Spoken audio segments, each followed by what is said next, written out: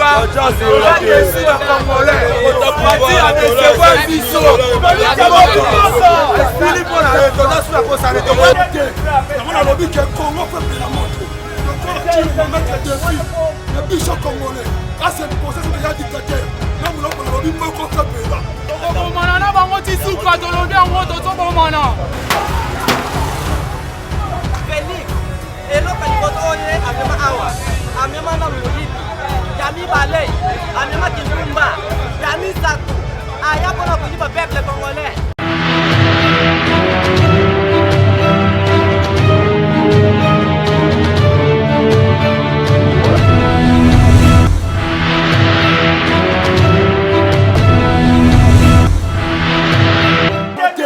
On a lobby que Congo fait de la moto. Le corps on va mettre le défi. Le bicho congolais. Ah c'est le processus de la dictateur. Là on a lobby beaucoup fait de là. Moto je peux la il faut bicho moto choper mon cannabis. Il y a un moment il y en a sur une maximum. Mutuka koleka te toza na kanda loko ya s'imposer ataka dimande na libi bazo en tout cas na mwana mboka twana kanda na kati ya mboka tokemba lelo ko présenter toza ko finga kabila ta match ezobetama o kabila o boye mais lelo ba ko kolobela Félicité mbosko ya poanga na bandundu asala nini onan abomisa batu na nyumbi ngobila eloko nini asala to finga ba imbuta ko yana bango na ko boma zandu amnene eza ko kota clientèle nyoto tipi ba kota tina kati ya commerce tolobi batu ya mama na bino message na ngeza ko eza tonga lelo Félix ayaka na mboka oyo pona ko détruire mboka pona ko yiba peuple congolais. Félix eloko liboso oyo amema awa amema na moyibi yami balei amema kindumba yami satu aya mpona koyiba peuple congolais amemela peuple congolais ram mpona koyibaka peuple congolais mbongo mutu mwana cha mbongo na telefone eza te soki mutu atie makambo na telefone obi azobenga ndeko na mboka okomona iteli oto bayibi toyebi te osala ye eza ya koko peuple congolais obien eza ya kokunda peuple congolais toyebi te mais eloko suka kadima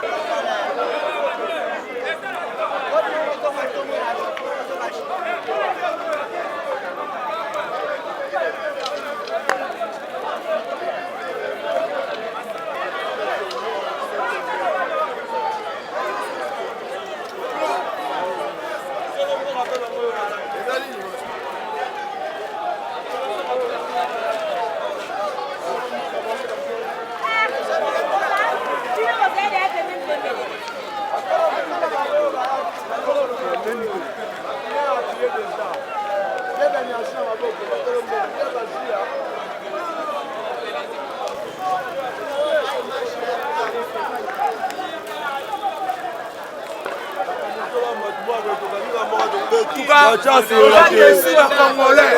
Mati a décevoir biso. Philippe on a tendance à s'arrêter.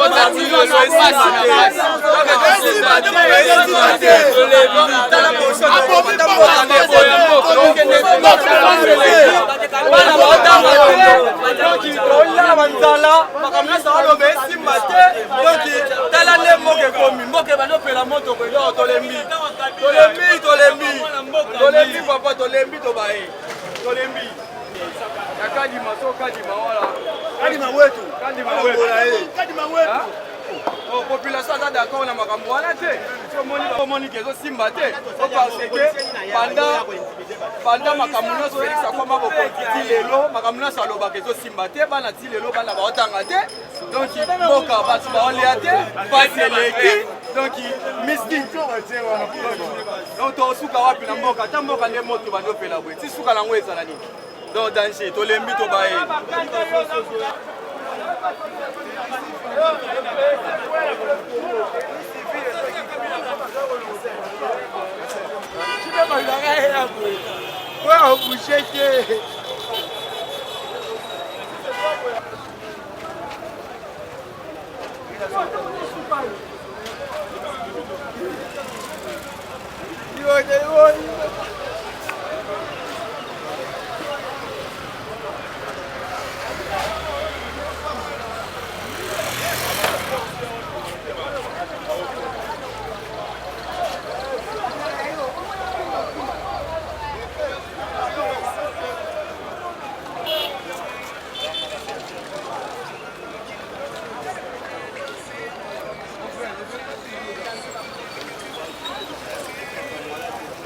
Allô?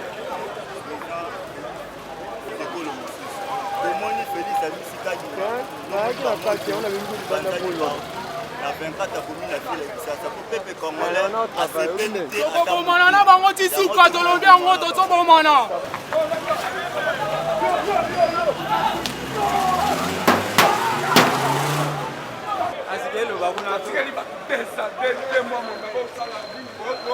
Asibima kuna oloba kuna ozoya oloba kota obata kende ke oloba kuna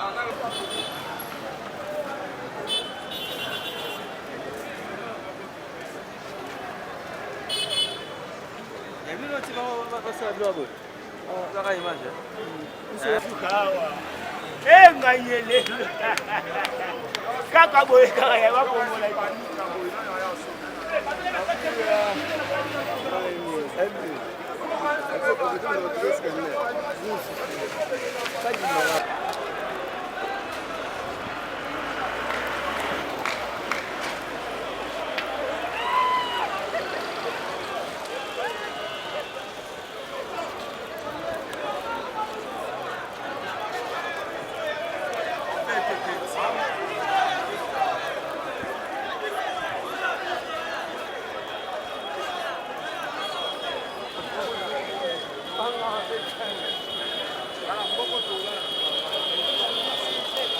bana moto bali ka ba chesi bali ka ba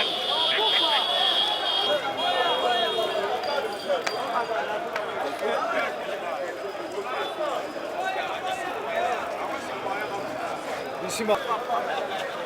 Mesha ba moya ya ba moto na ba to ba bini ba bini kala mboka to ma ba je boya boya toto jela bile boya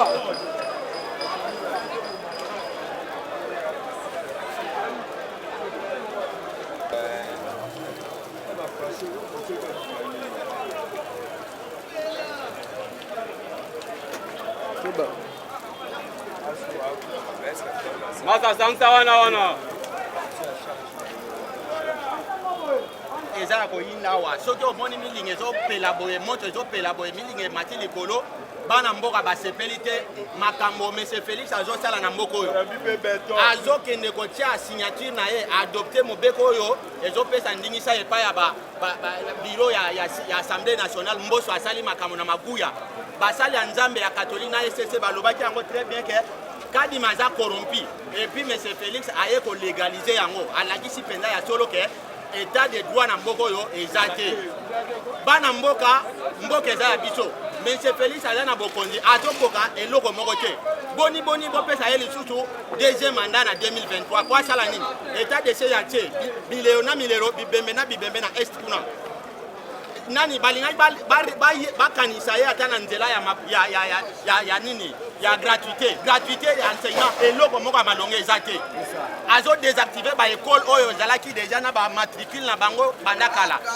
aye kotia ram soit en disant ram ezo soutenir nini gratuité futa ba enseignant ata ba mbongo ngo ezokata na ram ezomonana te na kesi ya leta mbongo ya ram eza te osis mbongo ekendaka wapi mbongo ya nani fonds international atinda pona kosoutenir gratuité ekendaka wapi bana mboka yango nde bana mboka basepeli te nde batumbi bapine oyo boyoki nungu kobanda lobi nazwi bapele ebele ya bato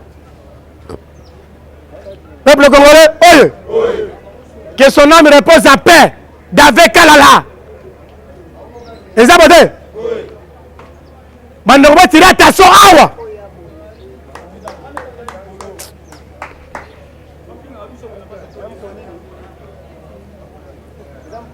que son âme repose en paix David Kalala oyo akufi en plein champ de bataille eza bote peuple congolais oyo tokundana no ye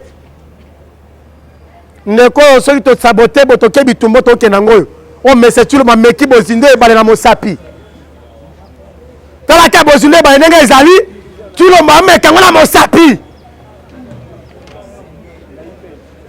ake kosinye kometeni bato wana ndeko na ye kadima na bamisusu oyo atie bango selo posa na ye lokola si abomelaki biso David Kalala tokunda ye nanu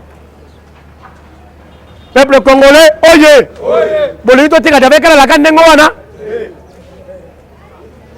eza komisi tobosani ye tokunda ye nanu poso tobanda oyo mais elobi te kekangi biso maboko eza bote elobi te ekangi biso maboko mokola mosala moko apartir lelo ya butu tolobi oyo ekoya oyo aya nola te ça veut dire ya contre tolobi oyo ekoya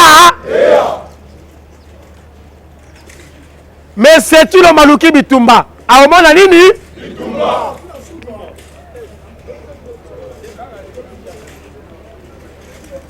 nulle part bagagna peuple congolais bagagnaka peuple nulle part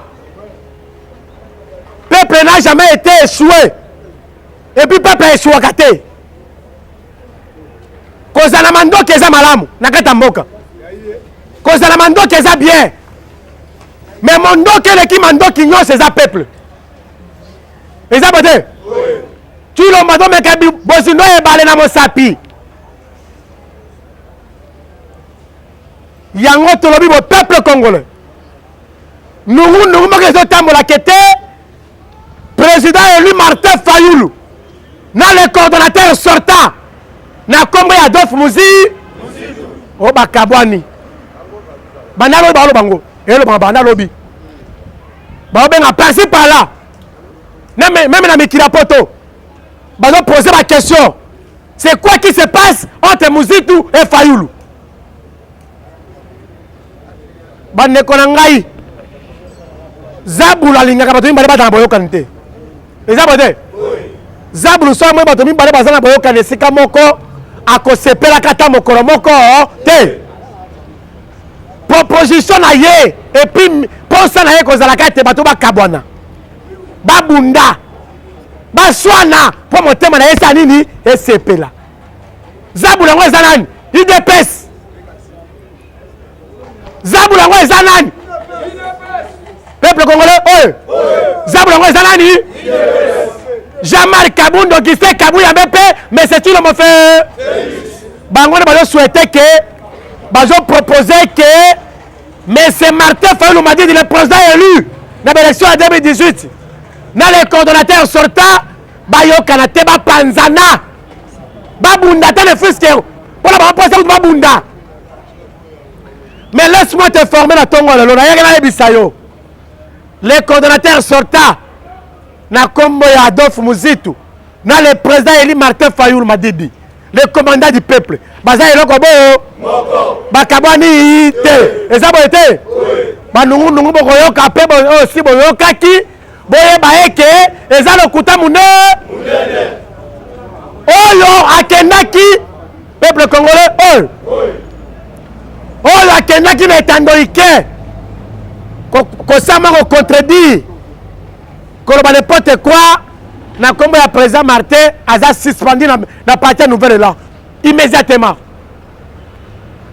maître Brachard oyo aza secrétaire général ya nouvelle là asignaki yango lobi basuspende ye immédiatement eza boye te basuspende ye immédiatement il peut plus à cause tenu mo moko na kombo ya nouvelle là peuple congolais oyo mais le coordonnateur sortant na le coordonnateur entrant na kombo ya Martin Fayoulou m'a dit baza eloko bo bakabwani te na simba sango ya mboka naloba peuple congolais oye bomba Monsieur Tshilombo Félix Elilingi ya Pamba le président de la République nommé par M. Kabila Hippolyte nazala ba preuve tangible oyo lakisa que Félix ba nommé par Kabila Hippolyte ata bakufi bayebi yango peuple congolais oye na bato bakende pembeni mpo baservi ye Moïse Katumbi na Jean-Pierre Bemba bayebi yango malaa baosala sembla ya pamba na yo mpe moto oza moto ya taliban oye awa batindi mpe bato ya idps ata oza moto ya biro de oye awa mpo ozwa image na ngai zwa na yo me naza congolais lokola yo kokanisa te yo leki na kikongolais bato misu bakanisaka baleki biso na kikongolais mpo na yo loko oza moto ya idps oleki na kikongolais lokuta ou bien mpo oza moto ya tribu ya Tilombo oleki na kikongolais lokuta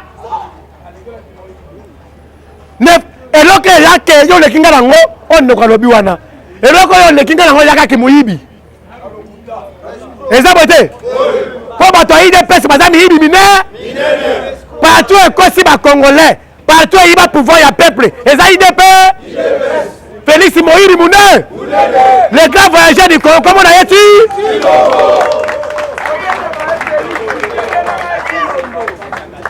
peuple congolais oye et c'est Makamoto na lobo na conseil Félix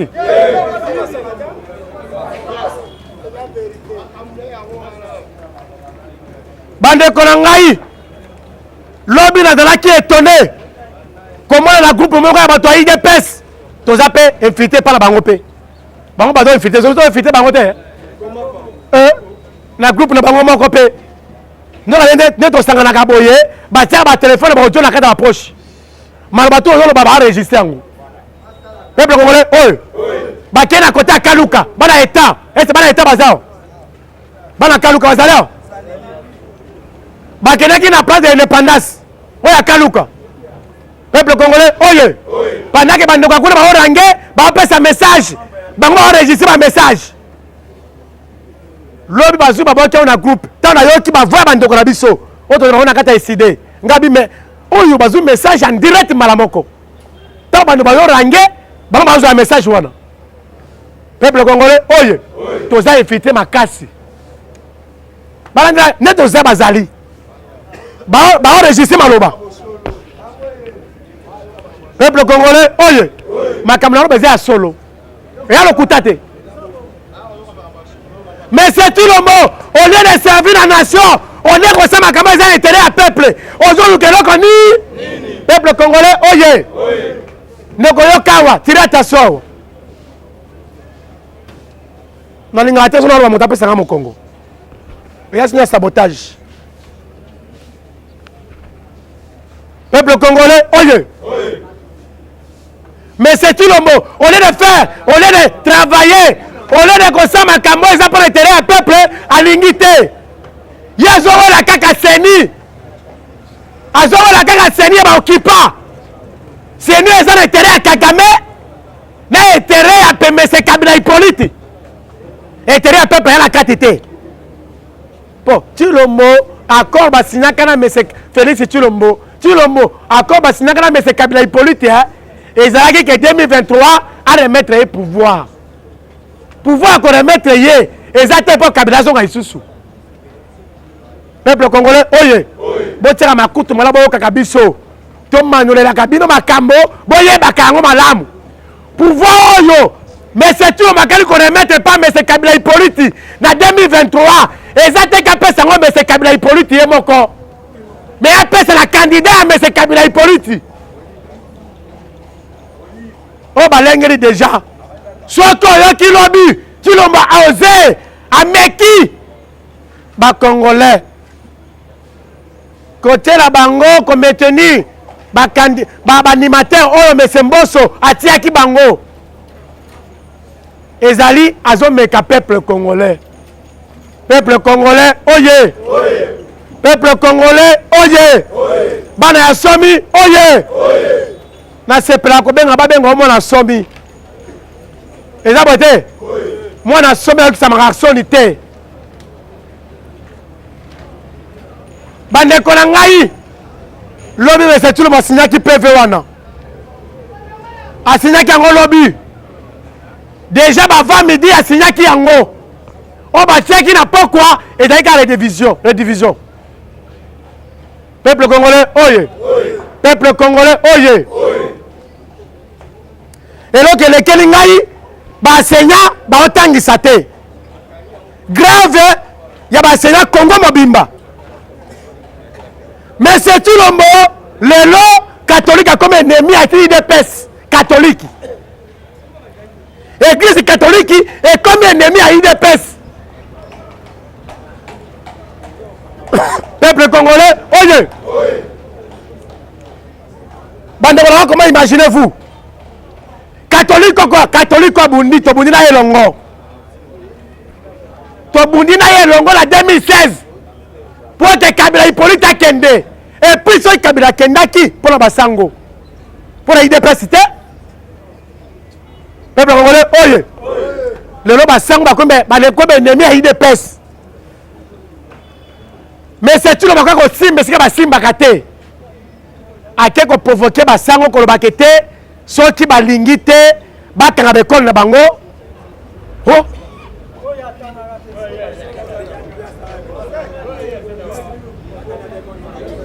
Peuple congolais, oye. Peuple congolais, oye. Ngai. Enseignant, on va tangisaka bana ya kelasi. Baza na grève depuis rentrée scolaire, ti lelo, bana batanga kate. Bana ba komi kande ba okende, kande ba ozonga. Donc, et pas la Félix, c'est le comme côté. Donc, il y a Tangate, peuple congolais, oye. Peuple congolais, oye. Naloba. Le quoi, il y a la chance pour la tête. Que l'école est Sango.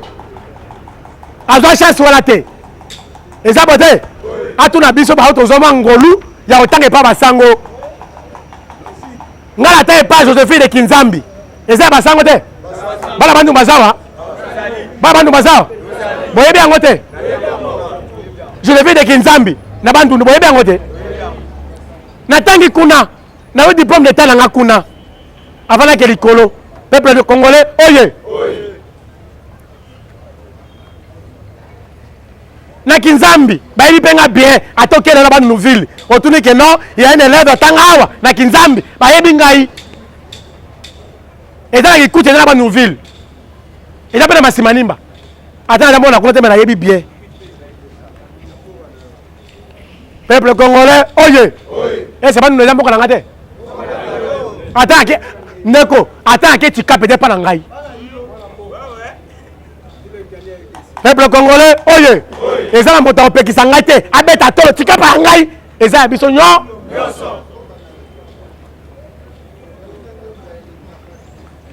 yango bandeko na ngai akomi kokomisa basango benemi na ye tilo mo Félix akomi kosenga ote s'il y a pas moyen bakabwana chaud le père le bagata sali ni chaud la lobby hein oui to déjà prêt et ça sali mabe habite sali ni to déjà prêt so bolingi bolongola bana bino to école na biso ou bien bâtiment na biso et comment école privée et ça le mabé peuple congolais oye asungi bangote asungi tulombo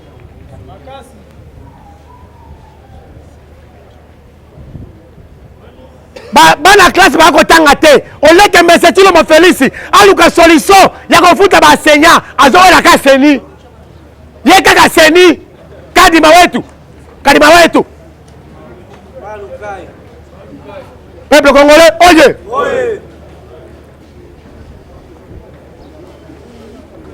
Lobby dans les cannes na ma ville à Matadi. Et c'est Bolandiango. Lobby dans les cannes na ville à Matadi. Bana basali marche lobby. Bana kerasi. Bana kerasi basali marche lobby. Na ville à Matadi na Congo central. Peuple congolais, oye. Basali marche kuna. La police a bombardé ça ni abomi lobby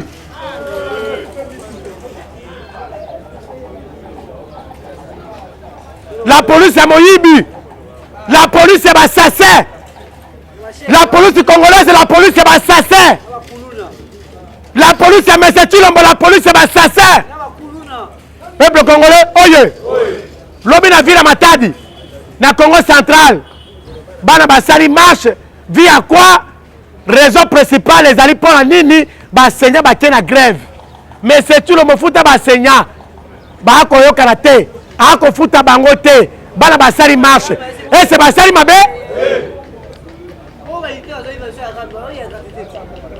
peuple congolais oye lobby la police congolaise abeti masasi réel babali réel na ville Matadi likolo ya bana mibale na Matadi bana mibale bakufi na ville Matadi na masasi ya bapolusu o mesetulo matindaki kuna tozalaki na epoke ya Kabila Hippolyte awa na mbujima ikulango ikasanja bomesa bato o Kabila na Equateur kuna bato bakufa o Kabila na kote maluku awa badécouvrir fausse commune o Kabila moto asali mabe kuna na kabe ya Kamwanga o Kabila lolo ekomi tuna Tshilombo Félix mabe salami o Tshilombo te bato ya FCC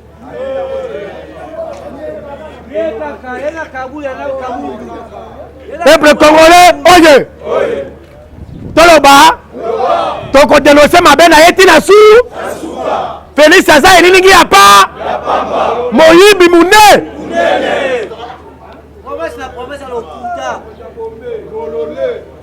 lobi na ville Matadi babali réel masasi ya solo na nzoto ya bana bana mibale bakufi 6 place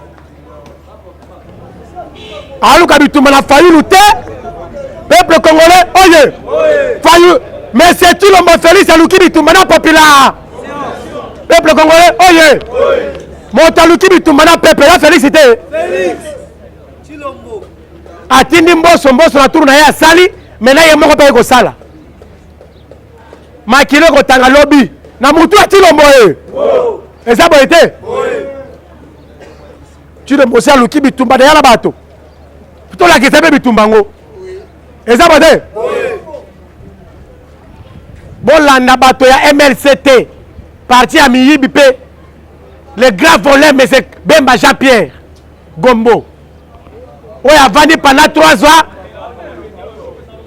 peuple congolais oyo avandi pendant 3 ans comme vice-président ya république chargé ya Ecofin atita 1 kilomètre makadami na Équateur te ape oyebisangaki te ata naza mongala nalingaka Bemba ndoki oza ndoki na ngai peuple congolais oyo kende na fief na ye moko na Gemena na province ya Sud Ubangi na province ya Sud Ubangi na province Équateur na ex Équateur province ya Sud Ubangi chef ule Gemena kende na Gemena ata 1 kilomètre makadame Bemba tia te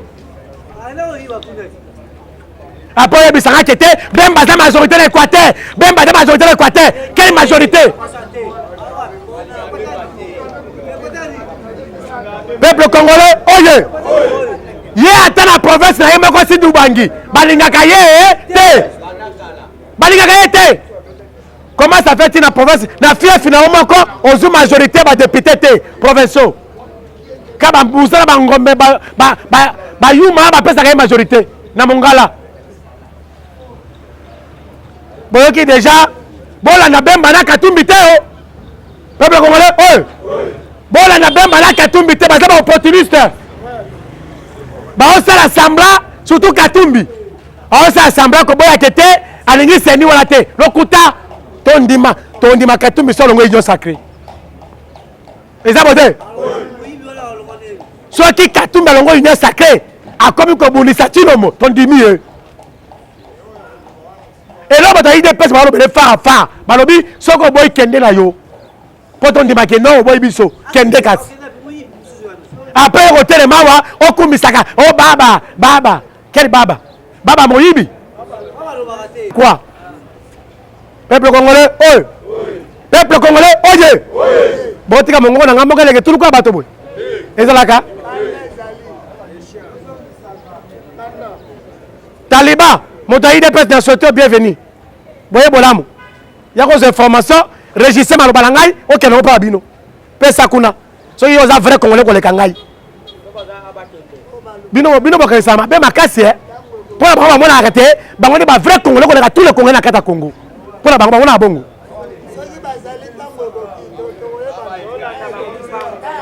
J'appelle la croix. J'appelle. Bokoyoka nous monsieur est tambola mi balé. Pour la quelqu'un ça me suit comme monsieur mi balé. On va témoigner ma bec contre le président Martin. Na Adolphe Muzitu. La Mouka en général. J'appelle la croix Yakiao. À côté de la Ghana Faoulou Teba Koutani. Les abotés. Parce qu'il y a un président Martin. Président a expliqué ma camotou n'est pas seulement. N'est-ce mais c'est tout le mot. Il y a imposé biso, l'animateur a seni. Oh, Eza, Boyokani, mon côté, ma confusion de Boyokani.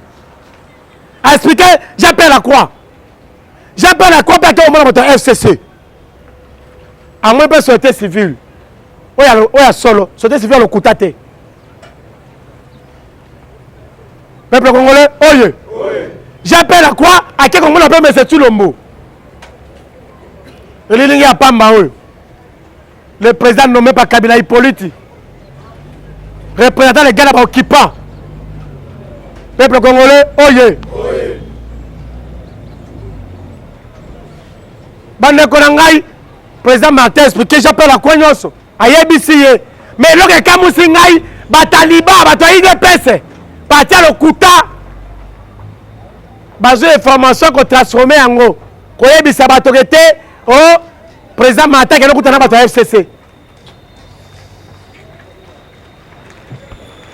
Bande Konangai, et c'est bateau FCC, c'est pas démo. Peuple congolais, oh, bateau FCC, c'est pas démo. Répondez à nous. Boyete. Lomuka,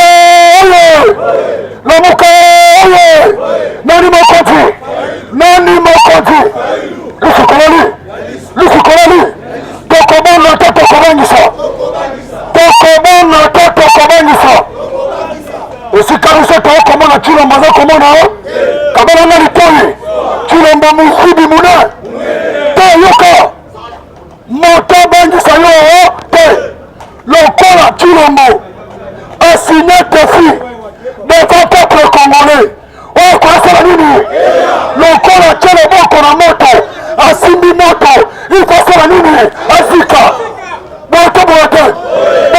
boyete bekele ke mama kona na fasamuke bekele ke mama komuke lano nani Mokonti Chilombo alingala kisabiso kiasa lipamba boyete nani Mokonti yoko article 10 ya constitution ya mboka ya biso ezoloba clair avant que président akota mokolo kona pefe wana il faut dire ya seni tous les 15 membres sanini bakoka boyete mais Chilombo ate signature après soloba bino position sikoyo botina kwa mambo sekala kisibiso ke yazali ya lifunu azala kete azali nde nyama tozolakisa ye ke biso nde bakinwa tozabaya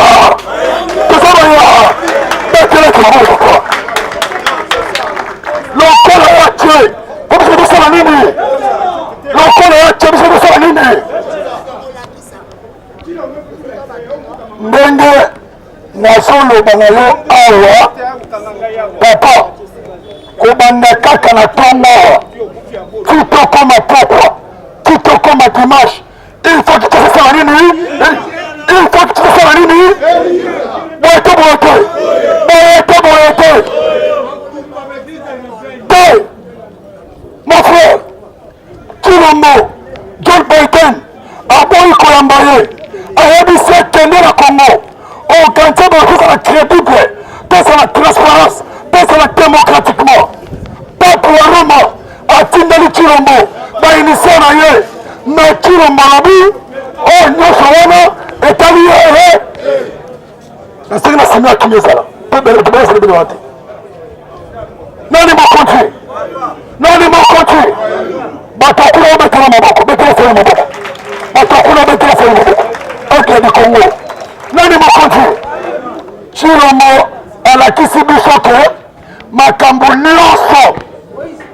alobi na ye eza na ntina moko te lokola ye amimoni papa il faut yinda boyete il faut yinda toyebisi Chilombo état de siège déjà échoué Chilombo boyi tete azobakisaka bamanda azoprologe kaka azoprologaka kaka lelo Chilombo ekondimaka état de siège échoué sikoyo bazoloba état de siège banda kala wana ntango bazala koyebisa yo kutu secrétaire ya partenaire na yo secrétaire ya INC alobi na Chilombo qu'état de siège échoué Augustin Kabuya conscient en état contredire secrétaire ya INC mais lelo bakomi koloba ke il faut na mon état de siège c'est que Chilombo azodistre biso peuple Lendo, on attend 36 mois pour eux. Lobby batombokaki. Est-ce que 36 mois ou non? Et sali na kati ya mandat Chilombo. Ministre ya Chilombo, alobi kembongo ya RAM, et zo soutenir la poupée. Est-ce que basenge bafutami? Chilombo muyibi mune. Lendo, il faut montrer pela. Boyete. Landa. Na Mboso, na Chilombo, na Kabila, fabaki mamboka o. Déjà catholique, annoncé, soki, maman fouteli mwana menevante, vandisa mwana nanda. Catholique, alongoli bakoli na ye, na koti ya l'État. Bolanda mote balobi ke tolongoli bekoli na biso na kati ya l'État. C'est que maman papa bongomo ofutami na ufali. C'est que Chilombo ayaki po boma mboka nio abebisa nio. C'est que biso banduku sikoyo po bana kotala Chilombo. J'espère il faut l'église kimbangiste basentir biso boyete